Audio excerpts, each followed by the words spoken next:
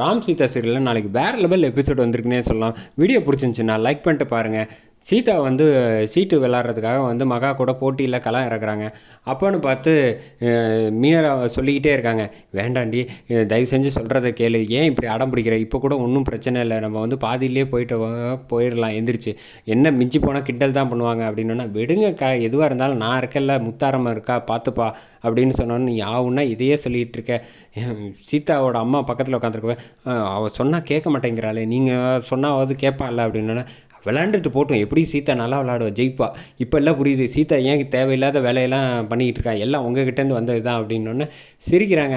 சீதா அவள் வேணுன்ட்டே கொக்கி போடுறா, தயவு செஞ்சுன்னு மீரா சொல்லிக்கிட்டு இருக்கப்ப, என்ன நீ அவளை பேச விட்டு பயமுறுத்திக்கிட்டே இருக்கியா, அவள் விளாடட்டும் அப்படின்னு நான்சி சொன்னோன்னே சரின்ட்டு விளாட ஆரம்பிக்கிறாங்க. விளாட ஆரம்பிக்கிறப்போ வந்து பார்த்தா பட்டுன்னு நான்சி வந்து செம மாஸ் பண்ணுறாங்க. டக்குன்னு 2-3 கேம் வந்து ஜெயிச்சிடுறாங்க. ஜெயிச்சதுக்கு அப்புறமேட்டுக்கு இன்னும் எனக்கு ஒரே ஒரு கார்டு மட்டும்தான் தேவை இந்த ரவுண்டு லாஸ்ட் ரவுண்ட், நீ தோத்துட்டேன்னா வந்து நீ இந்த உள்ளே போகிறது உறுதி அப்படின்னு சொன்னோன்னே, பயமாக இருக்கே முத்தாரமாக, நீ தான் காப்பாற்றணும் அப்படின்னு சொல்கிறாங்க. அப்போ தான் வந்து அவங்க அப்பா சொன்னது புரியுது, நீ சீட்டு விளையாடும் போது எப்போதுமே வந்து கீழே கார்டு போடுறப்ப வந்து அடுத்து உனக்காக விளையாடக்கூடாது, அடுத்தவங்க என்ன சேராத கார்டு போடுறாங்களோ அதைத்தான் நீ போட்டு விளையாடணும் அப்படின்னு சொன்னோன்னா, ஆமாம் இல்லை அப்பா இதெல்லாம் சொல்லி கொடுத்துருக்காங்கல்ல, நல்ல வேலை ஞாபகம் வந்துச்சு அப்படின்னு சொல்லிட்டு செம மாதம் கார்டை வந்து செம ஸ்டைலில் இப்படி திருப்புறாங்க. என்ன இவ்வளோ நேரம் வந்து சும்மா தடவிக்கிட்டு இருந்தால் இப்போ பார்த்தா பிஹேவியரே வேறு மாதிரி இருக்கே அப்படின்னு சொன்னோன்னே, மகா வந்து மேற்கொண்டு வந்து வெறுப்பேற்றுற மாதிரியே பேசுகிறாங்க. இன்னும் ஒரே கார்டில் நான் வந்து ஜெயிக்க போகிறேன் அப்படின்னு சொன்னோன்னா, அதையும் சீக்கிரம் போட்டுரு அப்படின்னா, அவ்வளோதானே இந்த கார்டு போட்டுருவோம் அப்படின்னு சொல்லிட்டு ஒவ்வொன்றும் வித்தியாசமாக போடுறாங்க. டப்புன்னு ஒரு நான்சி போட்ட ஒரு கார்டை வந்து டபக்குன்னு அள்ளி ஜெயிச்சிடுறாங்க. ஜெயிச்சோடனே வந்து என்ன ஆட்டம் சூடு பிடிக்குதா இனிமே தான் அப்படின்னு சொல்லிட்டு லண்டனுக்கு பேக்கை பேக் பண்ணுங்க அப்படின்னு சத்யாலேருந்து எல்லோரும் சொன்னோன்னே, இவன் நல்லா விளாடுவாளோ அப்படின்னு மீராவும் யோசிக்கிறாங்க. ஆமாக்கா நான் நல்லா தான் விளாடுவேன், முதல்ல 2 ரவுண்டு விட்டு கொடுத்த மாதிரி கொடுத்தேன் அப்படின்னு. நடிக்காத, எனக்கே தெரியும் நீ பயந்தது நடுங்கினது அப்படின்னு. அக்கா ரகசியத்தை வெளில சொல்லாதீங்க அப்படின்னு சொல்லிட்டு விளையாண்டு முடிக்கிறாங்க. மறுபடியும் ஜெயிக்கிறாங்க சீதா. இல்லை எனக்கு தூக்கம் வருது, நான் கிளம்பி போகிறேன்ட்டு எந்திரிச்சு போகிறாங்க. அப்போ சீதாவை பார்த்தா பயமாக இருக்குதுன்னு சொல்லி விளையாட ஒத்துக்கிட்டு போங்க. ஆமாம் தூக்கம் வந்தால் சரியாக விளையாட முடியாதுன்னு, எதுவாக இருந்தாலும் இன்றைக்கே முடிய போகிறேன், நாளைக்கு கண்டினியூ பண்ணிக்கலாம் அப்படின்னு சொல்லிட்டு டக்குன்னு ஏஞ்சி போயிடுறாங்க. இந்த பக்கம் வந்து நான்சி வந்து ரூமில் போய் படுத்துருக்காங்கல்ல, அந்த ரூமுக்கு வந்து போகலான்ட்டு சுபாஷ் வந்து கையில் க்ளவுஸ் எல்லாம் போட்டுக்கிட்டு, அர்ச்சனாவும் க்ளவுஸ் போட்டுக்கிட்டு ஏதோ ஒரு காமெடி பண்ணுறதுக்காக போயிட்டுருக்காங்க. போனப்போ வந்து நான்சி தூங்கிட்டு இருக்க மாதிரி தலானி செட் பண்ணி வச்சுருக்காங்க. இந்த பக்கம் சோபாவில் வந்து கையில் ஒரு பொருளோடு நிற்கிறது வந்து உட்காந்துருக்கிறது வந்து அவங்களுக்கு தெரியல, ஏன்னா இருட்டாக இருக்கனால.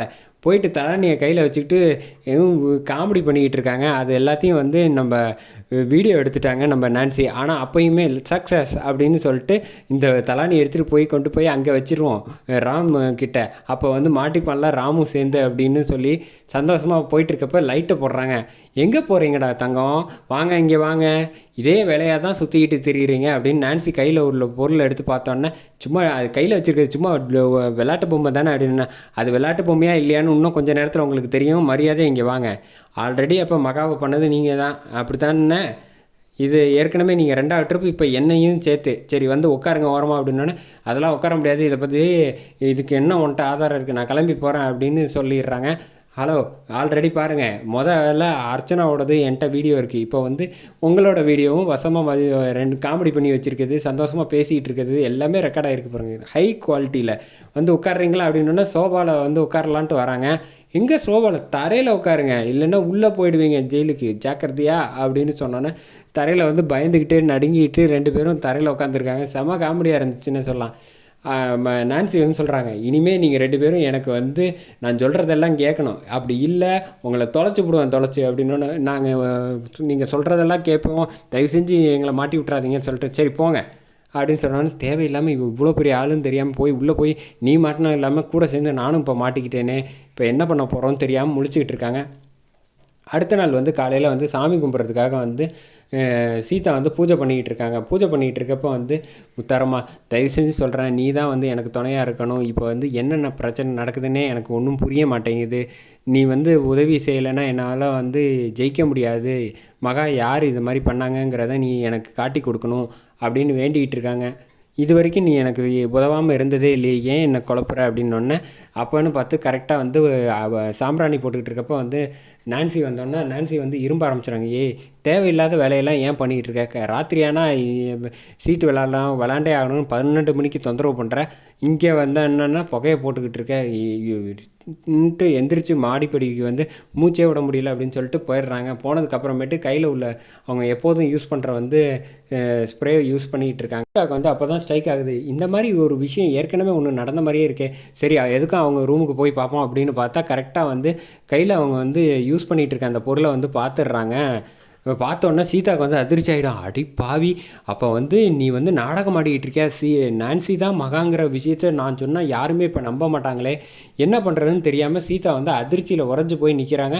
இந்த பக்கம் சீதா வந்திருக்கிறது தெரியாமல் அவங்க வந்து ஸ்ப்ரே பண்ணிவிட்டு அப்பாடா நல்ல வேலை அவள் இப்போ புகையை போட்டு இம்சை பண்ணுறாளே அப்படின்னு சொல்கிறாங்க. அதோட எபிசோட சூப்பராக முடிக்கிறாங்க.